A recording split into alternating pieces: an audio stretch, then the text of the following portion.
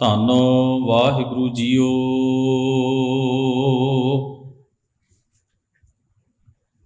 ਸੂਹੀ ਲਲਤ ਬੇੜਾ ਬੰਧ ਨਾ ਸਕਿਓ, ਬੰਧਨ ਕੀ ਵੇਲਾ।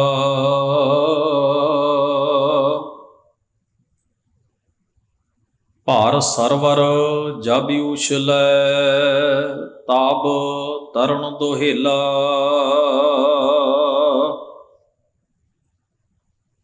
ਹੱਥ ਨਾ ਲਾਇ ਕਸੁੰਭੜੈ, ਜਲ ਜਾਸੀ ਢੋਲਾ।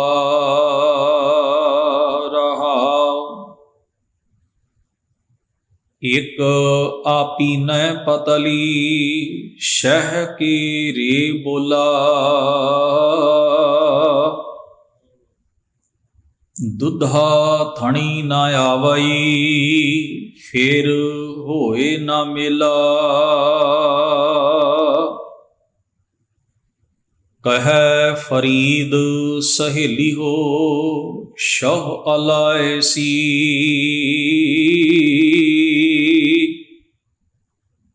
ਹੰਸ ਚਲਸੀ ਡੁਮਣਾ, ਐਹ ਤਨ ਢੇਰੀ ਥੀਸੀ।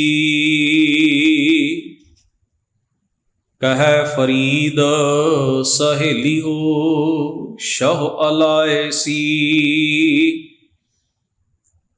ਹੰਸ ਚਲਸੀ ਡੁਮਣਾ, ਐਹ ਤਨ ਢੇਰੀ ਥੀਸੀ। ਵਾਹਿਗੁਰੂ ਜੀ ਕਾ ਖਾਲਸਾ, ਵਾਹਿਗੁਰੂ ਜੀ ਕੀ ਫਤਿਹ।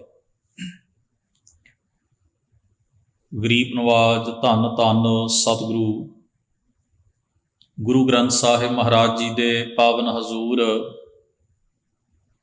ਸਜ ਬੈਠੇ ਗੁਰੂ ਸਵਾਰੇ ਸਤ ਸੰਗੀ ਜਨੋ, ਅਕਾਲ ਪੁਰਖ ਵਾਹਿਗੁਰੂ ਜੀ ਨੇ ਬਖਸ਼ਿਸ਼ ਕੀਤੀ ਹੈ। ਸਤਿਗੁਰਾਂ ਦੀ ਪਾਵਨ ਬਾਣੀ ਦੇ ਪਾਠ ਅਤੇ ਕੀਰਤਨ ਦੇ ਰੂਪ ਵਿੱਚ ਆਪ ਜੀ ਗੁਰੂ ਸਵਾਰਿਆਂ ਪਾਸੋਂ ਮਹਾਰਾਜ ਦੇ ਪਾਵਨ ਉਪਦੇਸ਼ ਬੜੀ ਇਕਾਗਰਤਾ ਪ੍ਰੇਮ ਸਹਿਤ ਸ਼ਰਵਣ ਕਰ ਰਹੇ ਸੀ। ਪਿਛਲੇ ਦੀਵਾਨਾਂ ਤੋਂ ਆਪਾਂ ਬਾਬਾ ਸ਼ੇਖ ਫਰੀਦ ਸਾਹਿਬ ਜੀ ਦੀ ਉਚਾਰਨ ਕੀਤੀ ਹੋਈ ਪਾਵਨ ਬਾਣੀ ਨੂੰ ਵਿਚਾਰਨ ਦਾ ਉਦਮ ਕਰ ਰਹੇ ਹਾਂ, ਜਿਸ ਵਿੱਚ ਆਪਾਂ ਆਸਾ ਰਾਗ ਦੇ ਅੰਦਰ ਉਚਾਰਨ ਕੀਤੇ ਹੋਏ ਔਰ ਦਰਜ ਦੋਵੇਂ ਹੀ ਸ਼ਬਦ ਬਾਬਾ ਸ਼ੇਖ ਫਰੀਦ ਸਾਹਿਬ ਜੀ ਦੇ ਵਿਚਾਰੇ ਹਨ। ਤੀਸਰਾ ਸ਼ਬਦ ਜੋ ਕਿ ਸੂਹੀ ਰਾਗ ਦੇ ਵਿੱਚ ਦਰਜ ਹੈ, ਇਸ ਦੀ ਵੀ ਆਪਾਂ ਵਿਚਾਰ ਕੀਤੀ ਹੈ। ਇਹ ਚੌਥਾ ਸ਼ਬਦ ਹੈ ਜਿਸ ਦਾ ਆਪ ਜੀ ਨੇ ਪਾਠ ਸ਼ਰਵਣ ਕੀਤਾ ਹੈ। ਦੋ ਸ਼ਬਦ ਗੁਰੂ ਗ੍ਰੰਥ ਸਾਹਿਬ ਜੀ ਦੇ ਅੰਦਰ ਰਾਗ ਆਸਾ ਵਿੱਚ ਦਰਜ ਹਨ, ਦੋ ਸ਼ਬਦ ਰਾਗ ਸੂਹੀ ਵਿੱਚ ਦਰਜ ਹਨ। ਸੂਹੀ ਰਾਗ ਦਾ ਇਹ ਦੂਸਰਾ ਸ਼ਬਦ ਹੈ ਜਿਸ ਦਾ ਮੈਂ ਪਾਠ ਆਪ ਜੀ ਦੇ ਨਾਲ ਸਾਂਝਾ ਕੀਤਾ ਹੈ। ਇਹ ਮੁਬਾਰਕ ਸ਼ਬਦ ਗੁਰੂ ਗ੍ਰੰਥ ਸਾਹਿਬ ਜੀ ਦੇ ਅੰਕ ਨੰਬਰ 794 ਉੱਪਰ ਸੁਭਾਇਮਾਨ ਹੈ ਔਰ ਇਸ ਸ਼ਬਦ ਦੇ ਉੱਤੇ ਜੋ ਸਿਰਲੇਖ ਹੈ ਸੂਹੀ ਲਲਿਤ, ਸੂਹੀ ਰਾਗ ਦਾ ਨਾਮ ਹੈ। ਲਲਿਤ ਵੀ ਇੱਕ ਮਿਸ਼ਰਤ ਰਾਗ ਦੀ ਇੱਕ ਕਿਸਮ ਹੈ। ਸੂਹੀ ਅਤੇ ਲਲਿਤ ਨੂੰ ਮਿਲਾ ਕੇ ਇਸ ਨੂੰ ਮਿਸ਼ਰਤ ਕਰਕੇ ਇਸ ਨੂੰ ਗਾਉਣ ਦੀ ਪ੍ਰੇਰਣਾ ਹੈ। ਇਸ ਪਾਵਨ ਸ਼ਬਦ ਦੇ ਅੰਦਰ ਬਾਬਾ ਸ਼ੇਖ ਫਰੀਦ ਸਾਹਿਬ ਨੇ ਰਹਾਉ ਦੀ ਇੱਕੋ ਇੱਕ ਪੰਕਤੀ ਦੇ ਅੰਦਰ ਫਰਮਾਇਆ ਹੈ, ਹੱਥ ਨਾ ਲਾਏ ਕਸੁੰਭੜੈ, ਜਲ ਜਾਸੀ ਢੋਲਾ। ਗੁਰੂ ਗ੍ਰੰਥ ਸਾਹਿਬ ਜੀ ਦੀ ਬਾਣੀ ਦੇ ਅੰਦਰ ਦੋ ਰੰਗਾਂ ਦਾ ਬੜਾ ਖਾਸ ਜ਼ਿਕਰ ਹੈ, ਇੱਕ ਪੱਖ ਨੂੰ ਸਮਝਾਉਣ ਵਾਸਤੇ। ਇੱਕ ਹੈ ਕਸੁੰਭਾ ਤੇ ਦੂਜਾ ਹੈ ਮਜੀਠ। ਕਸੁੰਭਾ ਬੜਾ ਚੋਹ-ਚੋਹਾ ਯਾਨੀ ਕਿ ਸ਼ੋਖ ਰੰਗ ਹੁੰਦਾ ਹੈ, ਦਿਸਣ ਵਿੱਚ ਬੜਾ ਅੱਖਾਂ ਨੂੰ ਗੂੜਾ ਲੱਗਦਾ ਹੈ। ਇਹ ਇੱਕ ਫੁੱਲ ਹੁੰਦਾ ਹੈ ਜਿਸ ਦਾ ਰੰਗ ਬੜਾ ਸ਼ੋਖ ਹੈ, ਬੜਾ ਗੂੜਾ ਹੈ, ਅੱਖਾਂ ਨੂੰ ਬੜਾ ਭਾਉਂਦਾ ਹੈ, ਪਰ ਜਿਉਂ ਹੀ ਤੁਸੀਂ ਉਸ ਫੁੱਲ ਦੀਆਂ ਪੱਤੀਆਂ ਨੂੰ ਛੇੜੋ, ਹੱਥ ਲਾਓ ਤਾਂ ਰੰਗ ਉਤਰ ਜਾਂਦਾ।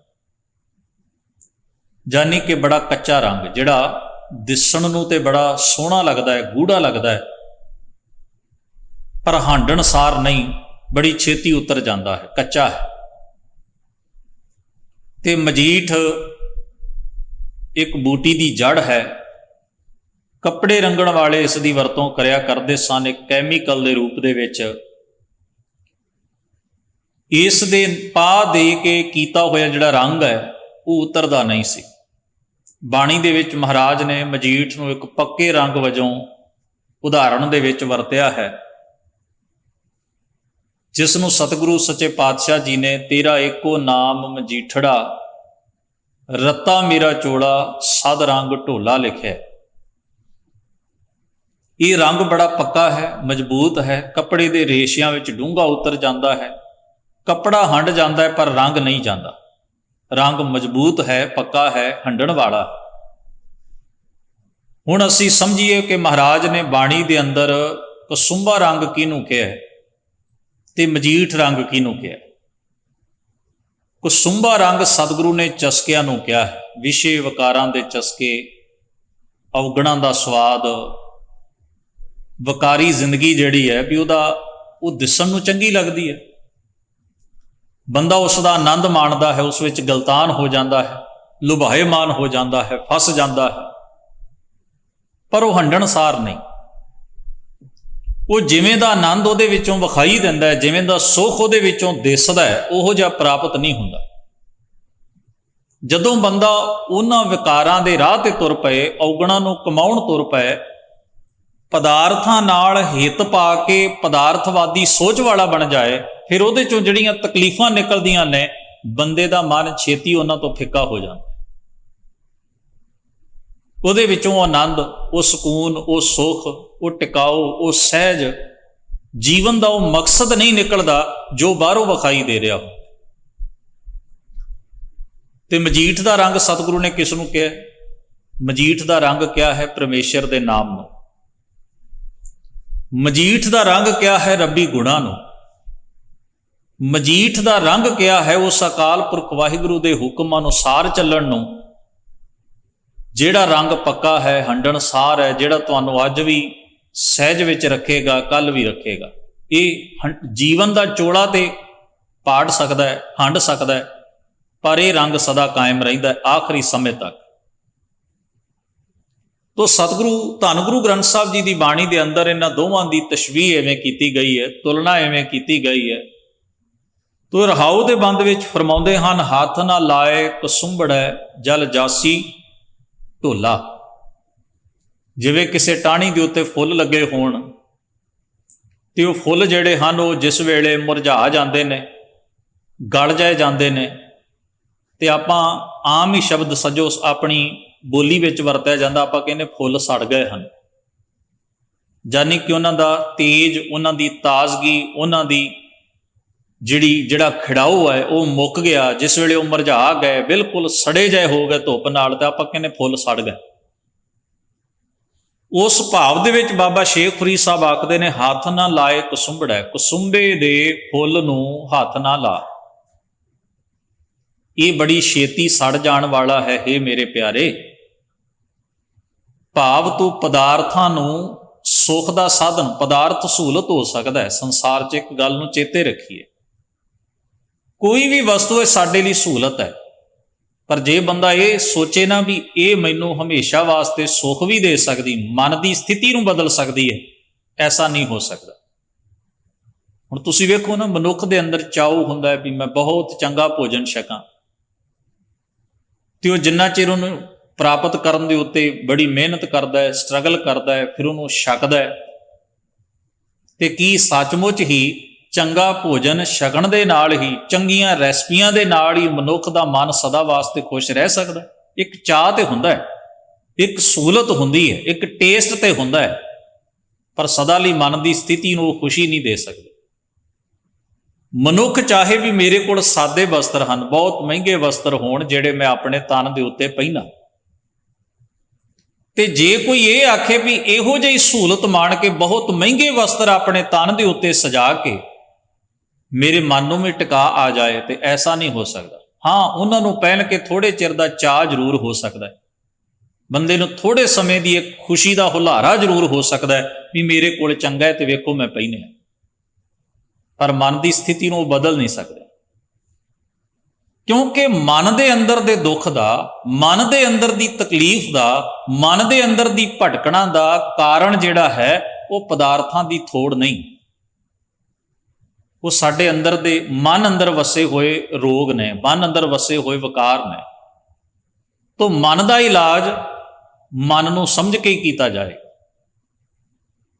ਅੰਦਰ ਦੀ ਭਟਕਣਾ ਦਾ ਇਲਾਜ ਅੰਦਰ ਨੂੰ ਸਮਝ ਕੇ, ਅੰਦਰ ਨੂੰ ਖੋਜੇ ਬਿਨਾਂ ਨਹੀਂ ਕੀਤਾ ਜਾ ਸਕਦਾ। ਜਿਵੇਂ ਤਨ ਦਾ ਇਲਾਜ ਤਨ ਦੇ ਸੁਭਾਅ ਨੂੰ ਸਮਝ ਕੇ ਹੀ ਡਾਕਟਰ ਕਰਦਾ ਹੈ। ਸਿਆਣਾ ਵੈਦ, ਸਿਆਣਾ ਡਾਕਟਰ ਜਿਸ ਵੇਲੇ ਅਸੀਂ ਜਾ ਕੇ ਤਕਲੀਫ ਦੱਸਦੇ ਹਾਂ ਤੇ ਉਹ ਪੁੱਛਦਾ ਹੈ ਨਾ ਵੀ ਕੀ ਪ੍ਰੋਬਲਮ ਹੈ, ਤੁਹਾਨੂੰ ਤਕਲੀਫ ਕੀ ਹੈ। ਫਿਰ ਉਸ ਤਕਲੀਫ ਦੇ ਹਿਸਾਬ ਨਾਲ ਉਹ ਅੰਦਾਜ਼ਾ ਲਾਉਂਦਾ ਵੀ ਇਹਨਾਂ ਦੇ ਸਰੀਰ ਦੇ ਵਿੱਚ ਕੀ ਵਾਧ ਘਾਟ ਹੋਈ ਹੈ, ਇਹ ਮੁਸ਼ਕਿਲ ਕਿਵੇਂ ਖੜੀ ਹੋਈ ਤੇ ਕਿਵੇਂ ਸਹੀ ਹੋਏ। ਹੁਣ ਤਨ ਦਾ ਜੋ ਸੁਭਾਅ ਹੈ, ਤਨ ਦੇ ਸੁਭਾਅ ਮੁਤਾਬਕ ਹੀ ਉਸਨੇ ਰੋਗ ਨੂੰ ਸਮਝਣਾ ਹੈ ਤੇ ਰੋਗ ਨੂੰ ਸਮਝ ਕੇ ਉਸਨੇ ਰੋਗ ਦੇ ਅਕੋਰਡਿੰਗ, ਉਹਦੇ ਤਰੀਕੇ ਨੂੰ, ਉਹਦੇ ਮੁਤਾਬਕ ਉਸਨੇ ਉਹਨੂੰ ਦੂਰ ਕਰਨ ਵਾਸਤੇ ਦਵਾਈ ਦੇਣੀ। ਇਸੇ ਤਰ੍ਹਾਂ ਮਨ ਦਾ ਸੁਭਾਅ ਹੈ। ਮਨ ਦੇ ਸੁਭਾਅ ਨੂੰ ਸਮਝੇ ਬਿਨਾਂ ਤੇ ਮਨ ਦੀਆਂ ਤਹਿਆਂ ਖੋਲੇ ਬਿਨਾਂ ਅਸੀਂ ਮਨ ਦੇ ਰੋਗ ਕਿਵੇਂ ਲੱਭਾਂਗੇ? ਤੇ ਜੇ ਸਾਨੂੰ ਮਨ ਦਾ ਰੋਗ ਹੀ ਨਹੀਂ ਲੱਭੇਗਾ ਤੇ ਉਸ ਦਾ ਇਲਾਜ ਕਿਵੇਂ ਕਰਾਂਗੇ? ਬਸ ਇਸ ਛੋਟੇ ਜਿਹੇ ਨੁਕਤੇ ਨੂੰ ਅਸੀਂ ਸਮਝਣ ਦਾ ਯਤਨ ਕਰੀਏ। ਬਾਬਾ ਸ਼ੇਖ ਫਰੀਦ ਸਾਹਿਬ ਆਖਦੇ ਨੇ, ਜਿਨ੍ਹਾਂ ਚੀਜ਼ਾਂ ਵਿੱਚੋਂ ਤੂੰ ਸੁੱਖ ਲੱਭਦਾ ਹੈ, ਜਿਹੜੀਆਂ ਚੀਜ਼ਾਂ ਤੈਨੂੰ ਵੇਖਣ ਨੂੰ, ਸੁਣਨ ਨੂੰ ਤੇ ਬਾਹਰੀ ਤੌਰ ਤੇ ਹੰਡਾਉਣ ਨੂੰ ਲੱਗਦਾ ਹੈ ਤੈਨੂੰ ਵੀ ਇਹਨਾਂ 'ਚ ਸੁੱਖ ਹੈ, ਇਹਨਾਂ 'ਚ ਆਨੰਦ ਹੈ, ਇਹ ਵਧੀਆ ਨੇ, ਵੇਖੀ ਕਿਤੇ ਐਵੇਂ ਭਰਮ ਜਾਲ ਵਿੱਚ ਨਾ ਫਸ ਜਾਈ। ਉਹਨਾਂ ਚੀਜ਼ਾਂ ਦੀ ਅਸਲੀਅਤ ਨੂੰ ਸਮਝ ਲੈ, ਉਹਨਾਂ ਚੀਜ਼ਾਂ ਦੀ ਸਚਾਈ ਨੂੰ ਜਾਣ ਲੈ। ਤੋ ਦੁਨੀਆ ਦੀ ਕਿਸੇ ਵੀ ਵਸਤੂ ਦਾ ਜਿਹੜਾ ਮੋਹ ਹੈ ਉਹ ਥੋੜ ਵਿਤਾ ਹੈ, ਉਹ ਵੇਖਣ ਨੂੰ ਚੰਗਾ ਲੱਗਦਾ ਹੈ ਪਰ ਹੰਡਣ ਵਾਲਾ ਨਹੀਂ ਹੁੰਦਾ।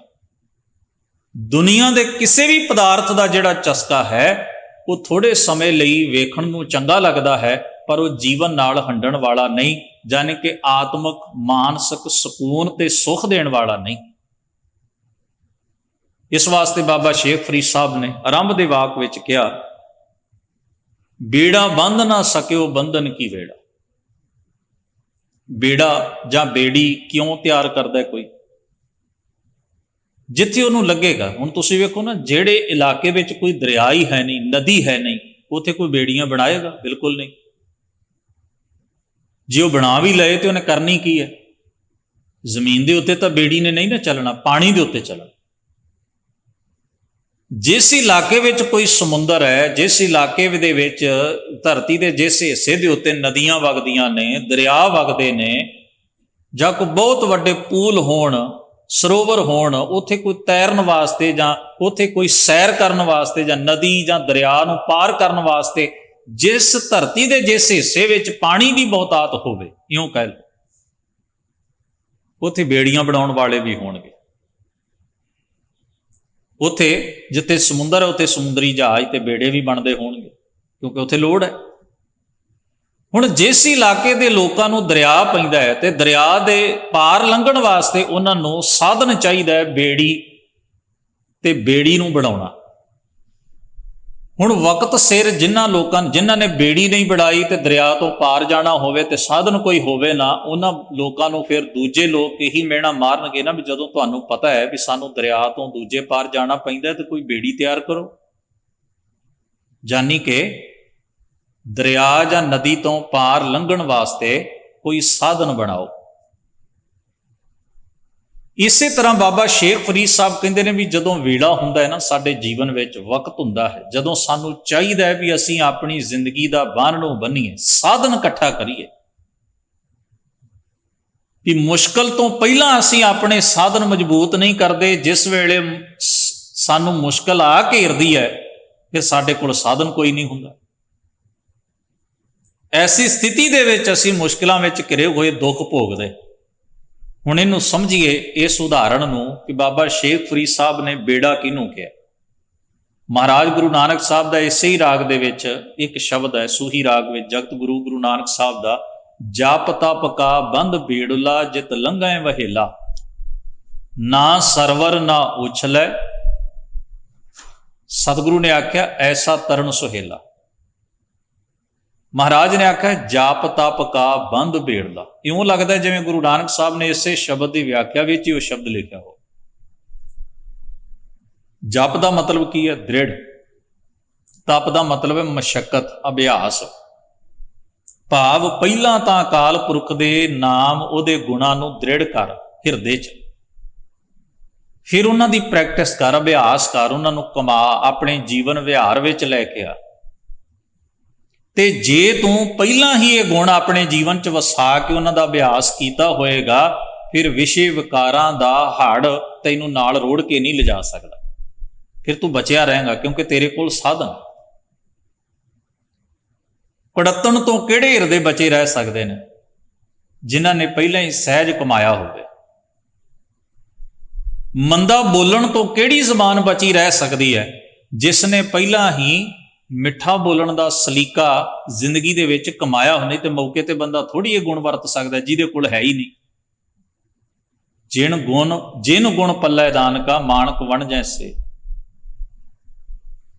ਤੋ ਜਿਹਦਾ ਅਭਿਆਸ ਨਹੀਂ, ਜਿਹਨੇ ਪਹਿਲਾਂ ਮਨ ਵਿੱਚ ਇਹ ਗੁਣ ਦ੍ਰਿੜ ਨਹੀਂ ਕੀਤਾ, ਮੌਕੇ ਤੇ ਵਰਤ ਵੀ ਨਹੀਂ ਸਕਦਾ। ਇਸ ਲਈ ਸਤਿਗੁਰੂ ਸੱਚੇ ਪਾਤਸ਼ਾਹ ਮਹਾਰਾਜ ਕਹਿੰਦੇ ਨੇ, ਬੇੜਾ ਬੰਧ ਨਾ ਸਕਿਓ ਬੰਧਨ ਕੀ ਵੇੜਾ। ਜਿਸ ਵੇਲੇ ਵਕਤ ਹੈ, ਭਾਵ ਪਹਿਲਾਂ ਅਸੀਂ ਬੇੜਾ ਭਾਵ ਬੰਨ ਨੂੰ ਨਹੀਂ ਬੰਨਦੇ, ਸਾਧਨ ਨਹੀਂ ਬਣਾਉਂਦੇ, ਪਰ ਜਿਸ ਵੇਲੇ ਭਰ ਸਰਵਰ ਜਬ ਉਛਲੈ ਤਬ ਤਰਨ ਦੁਹੇਲਾ।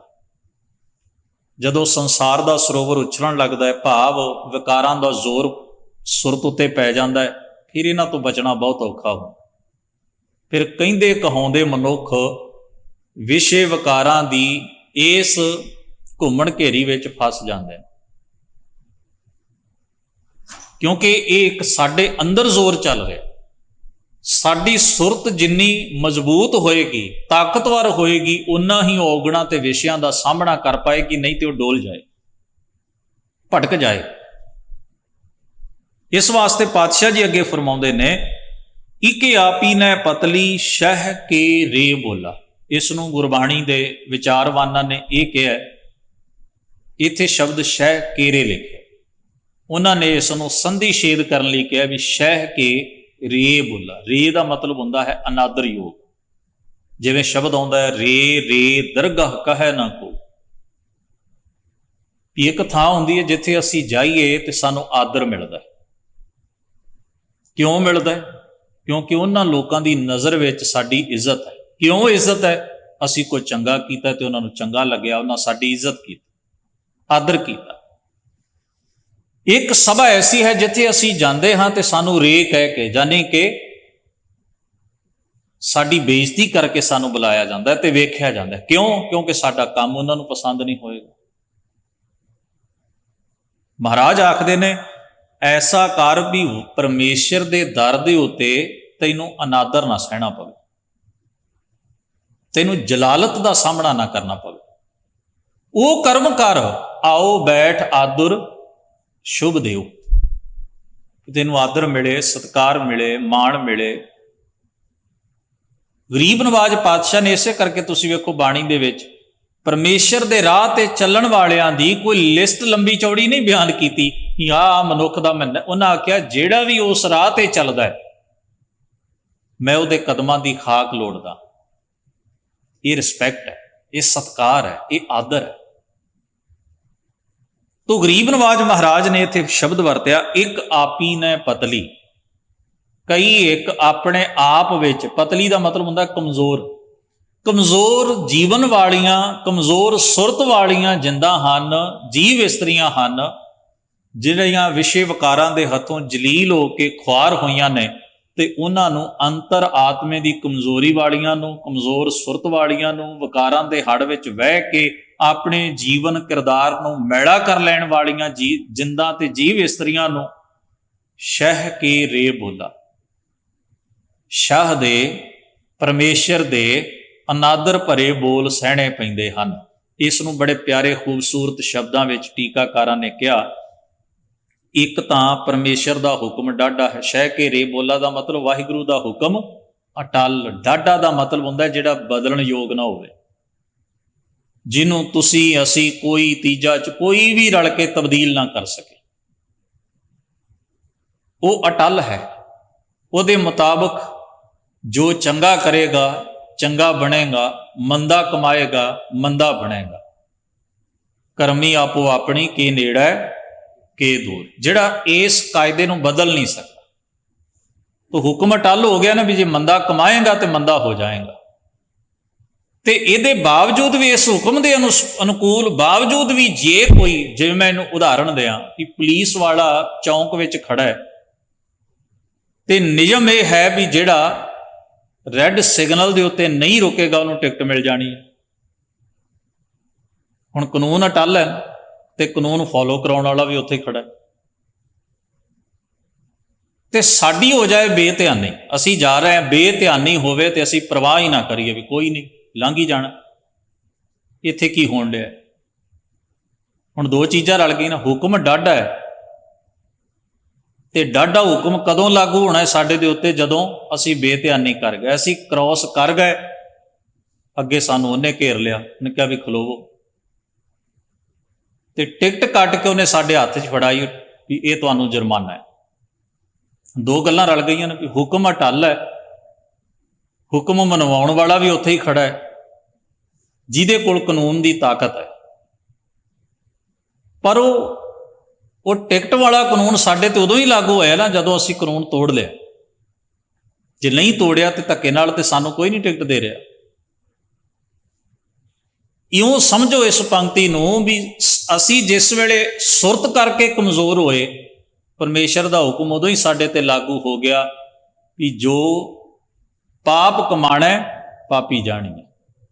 ਤੁਸੀਂ ਪਾਪ ਕੀਤਾ ਤੇ ਪਾਪ ਦਾ ਫਲ ਵੀ ਨਾਲ ਤੁਹਾਨੂੰ ਭੁਗਤਣ ਵਾਸਤੇ ਤਿਆਰ ਹੋਣਾ ਪਿਆ। ਤੂੰ ਗਰੀਬ ਨਵਾਜ ਮਹਾਰਾਜ ਇਸ ਨੂੰ ਆਖਦੇ ਨੇ, ਦੁੱਧਾ ਥਣੀ ਨਾ ਆਵਈ ਫਿਰ ਹੋਏ ਨਾ ਮੇਲਾ। ਮਹਾਰਾਜ ਕਹਿੰਦੇ ਨੇ ਉਹ ਫਿਰ ਜੀਵ ਇਸਤਰੀਆਂ, ਉਹਨਾਂ ਜਿੰਦਾਂ ਦਾ ਸੁਹਾਗਣ ਔਰਤ ਵੱਤ ਉਸ ਪਰਮੇਸ਼ਰ ਨਾਲ ਮਿਲਾਪ ਨਹੀਂ ਹੁੰਦਾ, ਉਹ ਸੁਹਾਗ ਭਾਗ ਵਾਲੀਆਂ ਨਹੀਂ ਬਣਦੀਆਂ। ਆਪਣੀ ਸੁਰਤ, ਆਪਣੀ ਆਤਮਿਕ ਕਮਜ਼ੋਰੀ ਕਰਕੇ ਉਹ ਪਰਮੇਸ਼ਰ ਮਾਲਕ ਤੋਂ ਆਪਣੀ ਮੰਦੀ ਕਰਨੀ ਕਰਕੇ, ਮੰਦੇ ਅਮਲ, ਮੰਦੇ ਕਿਰਦਾਰ ਕਰਕੇ ਬਹੁਤ ਦੂਰ ਰਹਿ ਜਾਂਦੇ। ਉਹ ਵਾਹਿਗੁਰੂ ਅਕਾਲ ਪੁਰਖ ਦਾ ਉਵੇਂ ਹੀ ਮਿਲਾਪ ਹਾਸਲ ਨਹੀਂ ਕਰਦੀਆਂ ਜਿਵੇਂ ਕੋਈ ਮੰਦੇ ਅਮਲ ਕਮਾਉਣ ਵਾਲੀ ਔਰਤ ਜਿਹੜੀ ਹੈ ਉਹ ਆਪਣੇ ਪਤੀ ਦੀ ਵਫਾਦਾਰੀ ਦਾ ਪ੍ਰੇਮ ਹਾਸਲ ਨਹੀਂ ਕਰ ਸਕਦੀ। ਸਤਿਗੁਰੂ ਪਾਤਸ਼ਾਹ ਅੱਗੇ ਫਰਮਾਉਂਦੇ ਨੇ, ਕਹਿ ਫਰੀਦ ਸਹੇਲੀ ਹੋ। ਸਹੇਲੀਓ ਦਾ ਭਾਵ ਹੈ ਹੇ ਸਤ ਸੰਗੀਓ।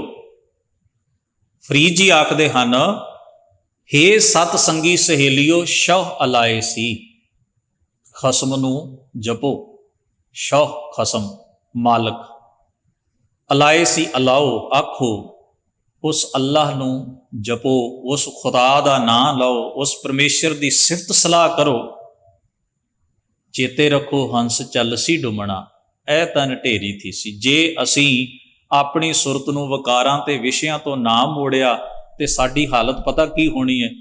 ਉਧਰੋਂ ਜੀਵਨ ਦਾ ਸਮਾਂ ਸਮਾਪਤ ਹੋ ਜਾਣਾ, ਸੁਰਤ ਵਿਸ਼ਿਆਂ ਵਿੱਚ ਵੱਜੀ ਹੋਣੀ ਹੈ ਤੇ ਤਨ ਨੇ ਨਾਸ਼ ਹੋ ਜਾਣਾ। ਅਸੀਂ ਇਸ ਦੁਬਿਧਾ ਵਿੱਚ ਮਰਾਂਗੇ। ਹੰਸ ਚੱਲਸੀ, ਹੰਸ ਦਾ ਮਤਲਬ ਹੈ ਜਿੰਦ ਆਤਮਾ, ਜੀਵ ਆਤਮਾ। ਸਾਡੀ ਜਿੰਦ ਨਿਕਲ ਜਾਣੀ, ਅਸੀਂ ਦੁਬਿਧਾ ਗ੍ਰਸਤ ਹੋਵਾਂਗੇ। ਸੁਹਜ, ਆਨੰਦ, ਸਵਾਦ, ਜੀਵਨ ਦੇ ਟਿਕਾ, ਜੀਵਨ ਦੀ ਖੁਸ਼ੀ ਨੂੰ ਤਰਸਦੇ ਰਹਾਂਗੇ, ਸਾਰੀ ਜ਼ਿੰਦਗੀ ਤਰਸਦੇ ਹਾਂ। ਪਰ ਕਰਮ ਮਾੜੇ ਕਰਾਂਗੇ ਤੇ ਸੁੱਖ ਉਹਨਾਂ ਚੀਜ਼ਾਂ 'ਚੋਂ ਲੱਭਾਂਗੇ ਜਿਨ੍ਹਾਂ 'ਚ ਹੈ ਹੀ ਨਹੀਂ। ਇਹ ਸਾਡੀ ਦੁਬਿਧਾ, ਸਾਡੀ ਸੁਰਤ, ਸਾਡੇ ਆਤਮਾ 'ਚ ਸਦਾ ਹੀ ਬਣੀ ਰਹਿੰਦੀ ਹੈ। ਔਰ ਇਹ ਦੁਬਿਧਾ ਲੈ ਕੇ ਅਸੀਂ ਦੁਨੀਆ 'ਚੋਂ ਚਲੇ ਜਾਣਾ ਤੇ ਹਸ਼ਰ ਸਾਡਾ ਊੜਕ ਨੂੰ ਜੋ ਸਭਨਾਂ ਦਾ ਹੁੰਦਾ ਹੈ। ਇਹ ਤਨ ਢੇਰੀ ਥੀ। ਤਨ ਨੇ ਤਾਂ ਢੇਰੀ ਹੋਣਾ ਹੀ ਹੈ, ਪਰ ਦੁਬਿਧਾ 'ਚ ਹੀ ਜੀਵੇ ਤੇ ਦੁਬਿਧਾ ਹੀ ਅੰਦਰ ਰੱਖ ਕੇ ਤੁਰ ਗਏ, ਨਹੀਂ ਤਾਂ ਇਹ ਵਾਪਰੇਗਾ। ਇਸ ਲਈ ਸਰੀਰ ਦੇ ਨਾਸ਼ ਹੋਣ ਤੋਂ ਪਹਿਲਾਂ ਪਹਿਲਾਂ ਜੀਵਨ ਦੇ ਪੈਂਡੇ ਉੱਤੇ ਨੇਕ ਅਮਲ ਕਮਾ ਕੇ ਤੁਰੀਏ ਔਰ ਉਸ ਸ਼ੌਹ, ਉਸ ਖਸਮ ਨੂੰ ਸਦਾ ਚੇਤੇ ਵਿੱਚ ਰੱਖੀਏ ਤਾਂ ਕਿ ਸਾਡੀ ਇਹ ਜੀਵਨ ਯਾਤਰਾ ਆਨੰਦ ਭਰਪੂਰ ਵੀ ਹੋਵੇ, ਗੁਰਮੁਖਾਂ ਵਾਲੀ ਵੀ ਹੋਵੇ, ਨੇਕ ਅਮਲਾਂ ਵਾਲੀ ਵੀ ਹੋਵੇ, ਔਰ ਅਸੀਂ ਸੱਚਮੁੱਚ ਹੀ ਜੀਵਨ ਦਾ ਆਨੰਦ ਹਾਸਲ ਕਰਕੇ ਜੀਵਨ ਨੂੰ ਸਫਲ ਕਰ ਸਕੀਏ। ਮਹਾਰਾਜ ਹੋਈਆਂ ਭੁੱਲਾਂ ਚੁੱਕਾਂ ਦੀ ਖਿਮਾ ਬਖਸ਼ਿਸ਼ ਕਰਨ। ਕੱਲ ਤੋਂ ਆਪਾਂ ਬਾਬਾ ਸ਼ੇਖ ਫਰੀਦ ਸਾਹਿਬ ਜੀ ਦੇ ਉਚਾਰਨ ਕੀਤੇ ਹੋਏ ਪਾਵਨ ਸ਼ਲੋਕਾਂ ਦੀ ਵਿਚਾਰ ਆਰੰਭ ਕਰਨ ਦਾ ਯਤਨ ਕਰਾਂਗੇ। ਬੜੇ ਅਦਬ ਸਹਿਤ ਗੁਰੂ ਫਤਿਹ ਨਾਲ ਸਾਂਝ ਬਣਾਓ। ਵਾਹਿਗੁਰੂ ਜੀ ਕਾ ਖਾਲਸਾ, ਵਾਹਿਗੁਰੂ ਜੀ ਕੀ ਫਤਿਹ।